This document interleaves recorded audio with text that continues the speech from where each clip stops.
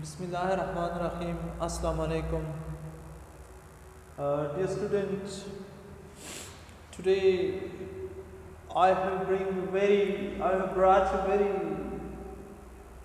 important topic for you people, which I hope you will enjoy. The topic is SVO. You will be definitely baffled. What is SVO?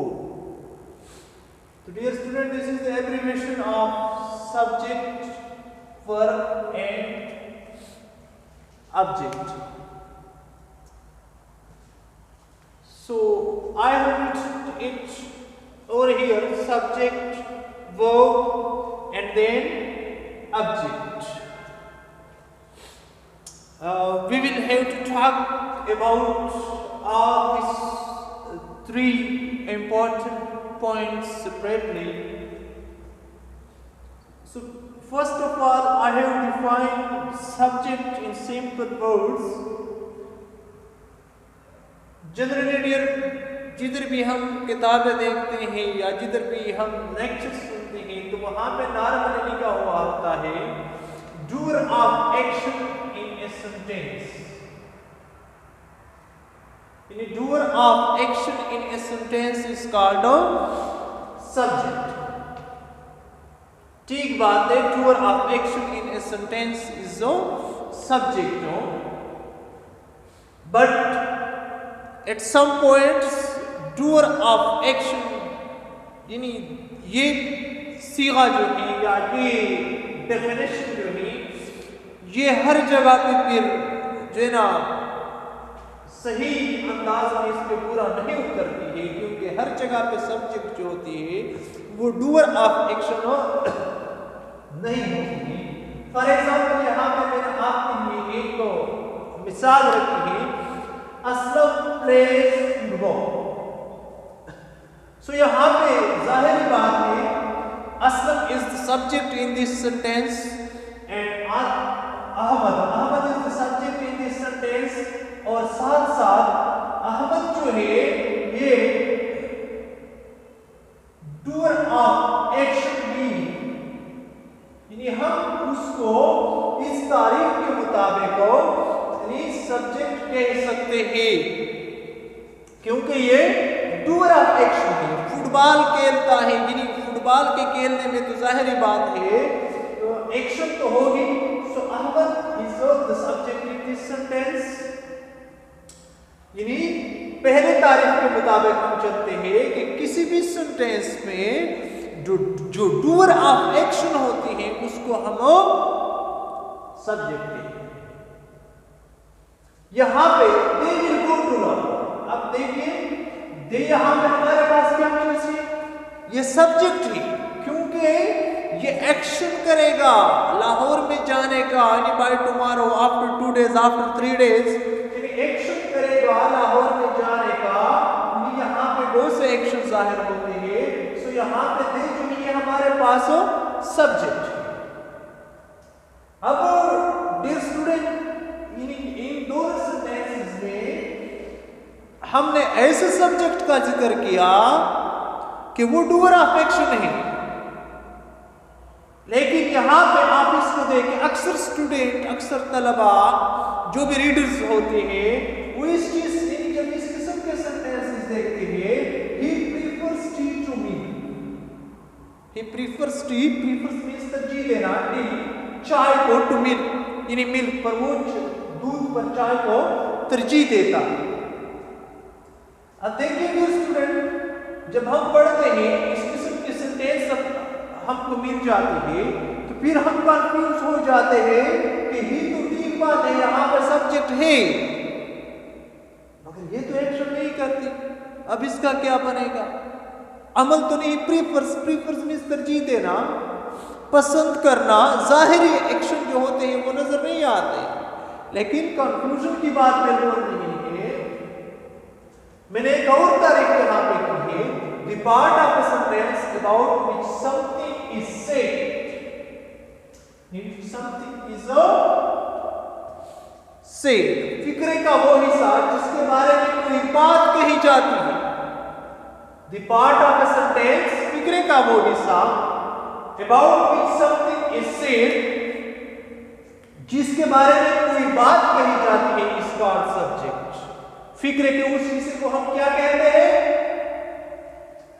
Subject कहते हैं। अब देखिए, he prefers tea to me। So dear student, आप imagine करें, आप अंदाजा लगाएं, आप फैसला करें, ये बात किसके बारे में हुई? He prefers tea to me, यानी कौन तरजीह देता है दूध पर चाय को? फैसला आप करें। ठीक बात नहीं, ही एक्शन नहीं है, फिजिकल मूवमेंट, फिजिकल एक्शन नहीं करते, आपको नजर नहीं आती, लेकिन ये इंफॉर्मेशन, ये बात जो है, ये किसके बारे में कही जाती है? ये ही के बारे में कही जाती है। सो हम कह सकते हैं ये ठीक बात है, ऊपर वाले डेफिनेशन ये इस पर जो है ना करेक्ट नहीं हो सकती है, लेकिन नीचे वाला जो डेफिनेशन है, जो कॉम्प्रिहेंसिव डेफिनेशन है, यानी जो इहाता करता है तमाम जो ना पहलुओं का, वो है the part of a sentence about which something is said is called a subject। तो इसको फिर हम सब्जेक्ट कह सकते हैं। अब इसी तरह Adil is my favorite teacher। So dear student, यहाँ पे आदिल जो है ये डूअर ऑफ एक्शन नहीं है। आप जाहिर बात है कंफ्यूज होंगे कि डूअर ऑफ एक्शन यहाँ पे आदिल नहीं है, ठीक बात है, लेकिन ये बात जो होती है, एक बंदे ने जो बात की है, that Adil is my favorite teacher, so here it clearly indicates that the information that has been conveyed is particularly about Adil। So in this sentence, Adil is a subject। Don't confuse over the phenomenon of doer of action, because it does not convey always the sense of particularly the very root of subject. It doesn't convey all the time। So that is why I personally recommend to you people to follow both this definition number first and definition number second with respect to subject। I hope it will be clear for you people। Now moving ahead,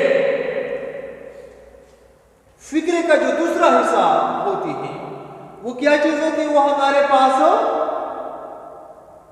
verb है, यानी फिक्रे में पहले हम subject लगाते हैं, इसके बाद verb और इसके बाद ऑब्जेक्ट, यानी फिक्रे के जो कंपोनेंट्स हैं SVO, आज हम उस पर बात करते हैं।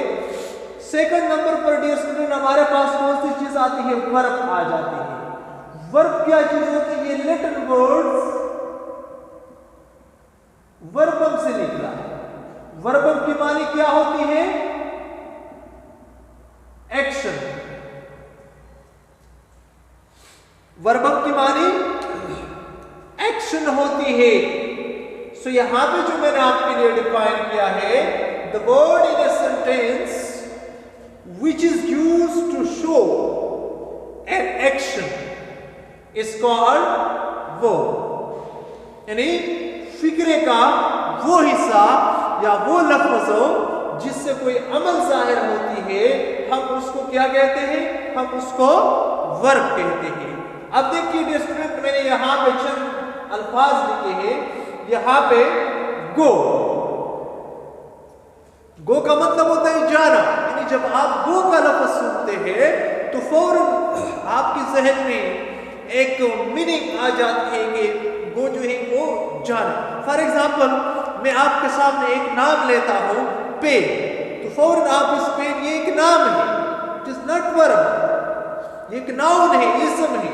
अब जब मैं कहता गो, रन, क्लाइंब, तो फौरन आपके जहन में जो है ना एक अमल जैसा एक फिनोमिनन क्रिएट होती है।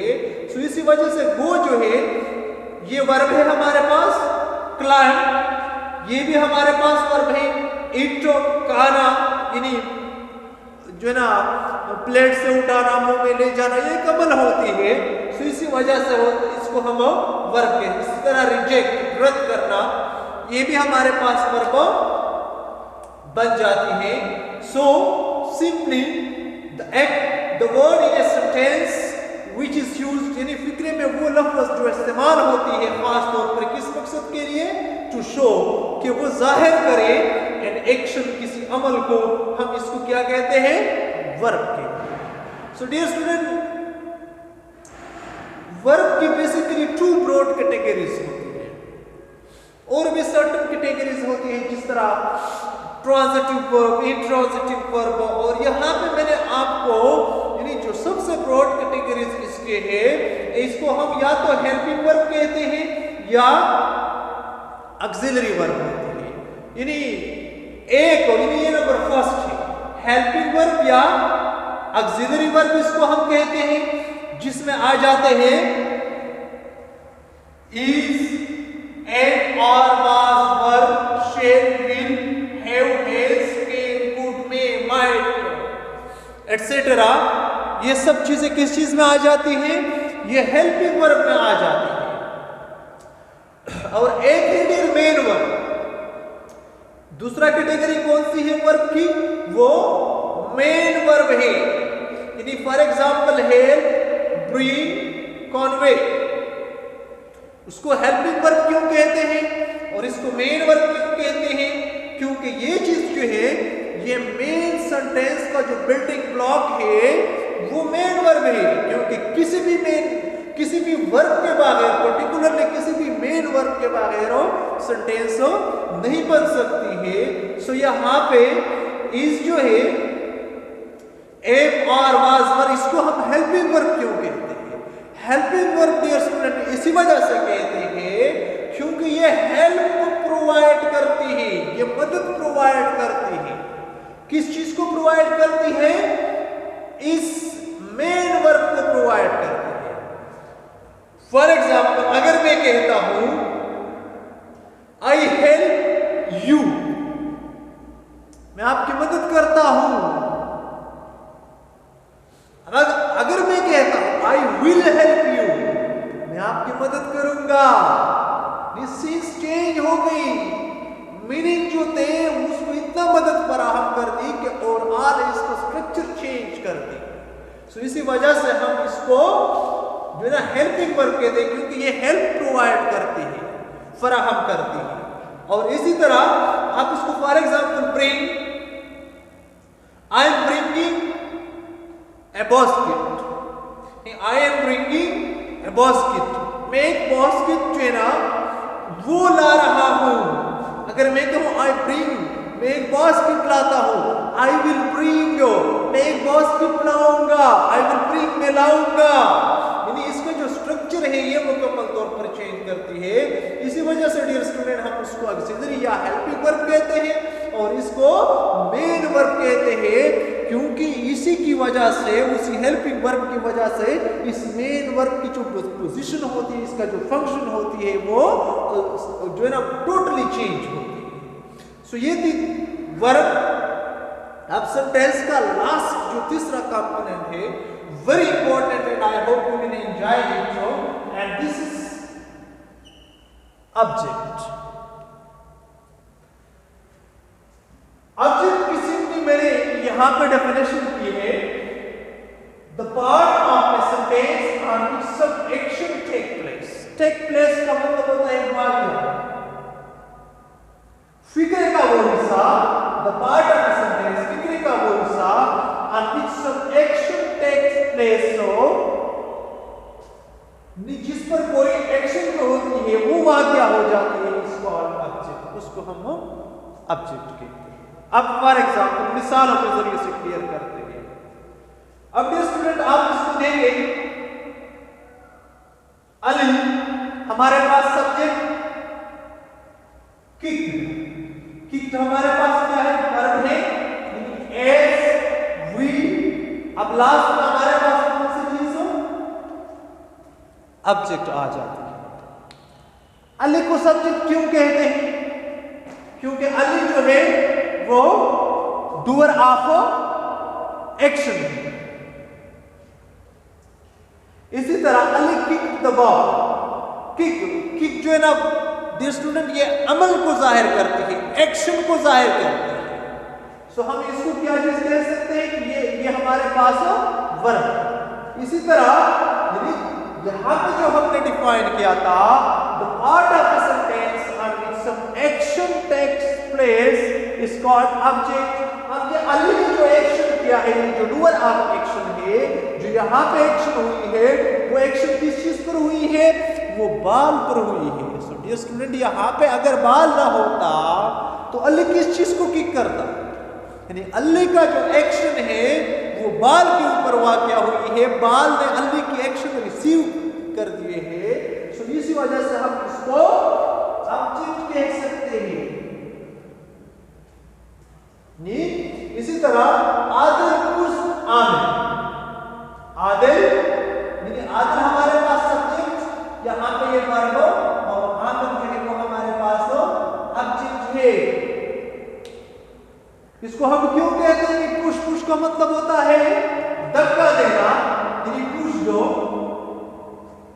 आदिल पुश दो आमिर, आदिल ने आमिर को धक्का दिया। फॉर एग्जाम्पल ये आदिल है, ये आमिर है। अब देखिए आदिल जो है ये धक्का देता है, यानी आमिर को देख के आमिर ने रिसीव किया, यानी आमिर यहाँ पे क्या चीज हो गया? ये हमारा ऑब्जेक्ट हो गया, क्योंकि इसके ऊपर हो आदिल का एक्शन वाक़या हुई है। यानी the part of the sentence on which some action takes place is called object of the sentence. So यहाँ पे आदिल के एक्शन किसने रिसीव किए? आमिर ने रिसीव किए। So Aamir is the subject in this sentence. इसी तरह लास्ट में द स्टूडेंट अक्सर आप ये सेंटेंस सुनते हैं, यानी ही गोज टू स्कूल, यानी ही तो सब्जेक्ट है, गोज हमारे पास है, इसका क्या बन? क्या ये हमारे पास ऑब्जेक्ट है? तो आप उससे कहिए कि नहीं है, ये ऑब्जेक्ट नहीं है, क्योंकि ही के जो एक्शन है ये स्कूल पर तो वाक़या नहीं हुए हैं। स्कूल जो है वो ही के एक्शन से तो मुतासर नहीं हुआ है। ये तो यहाँ पे हमारे पास एडवर्बियल फ्रेज है, और इसको जो है ना हम ऑब्जेक्ट किसी भी सूरत में नहीं कह सकते। नॉर्मली डियर स्टूडेंट जब हम एक्टिव वॉइस और पैसिव वॉइस के सेंटेंसेस जो है ना स्टूडेंट को पढ़ाते हैं, तो वो अक्सर स्टूडेंट इस किस्म के सेंटेंसेस हमसे पूछते हैं। तो आप जहन में ये बात रखें कि आप फौरन उससे कहें जो कोई आपसे ये सवाल करे कि ही गोज टू स्कूल, यहाँ पे सब्जेक्ट SVO वाली कॉन्सेप्ट नहीं है, और किसी भी सेंटेंस में ऑब्जेक्ट जो है वो सब्जेक्ट के एक्शन से मुतासर नहीं होता है, वो इंट्रांजिटिव सेंटेंसेस होते हैं, और इस किस्म के सेंटेंसेस एक्टिव वॉइस और पैसिव वॉइस में कभी भी चेंज नहीं होते हैं। सो इसी वजह से ही गोज टू स्कूल इसमें ऑब्जेक्ट नहीं है, और ये स्कूल जो है ये एडवर्बियल फ्रेज है, और इसी वजह से ये सेंटेंस पैसिव वॉइस में चेंज नहीं होती है। और ऊपर वाले दो सेंटेंसेस जहां पे ऑब्जेक्ट जो है वो सब्जेक्ट के एक्शन से मुतासर है, और ये सेंटेंसेस जो है ये फौरन चेंज होते हैं।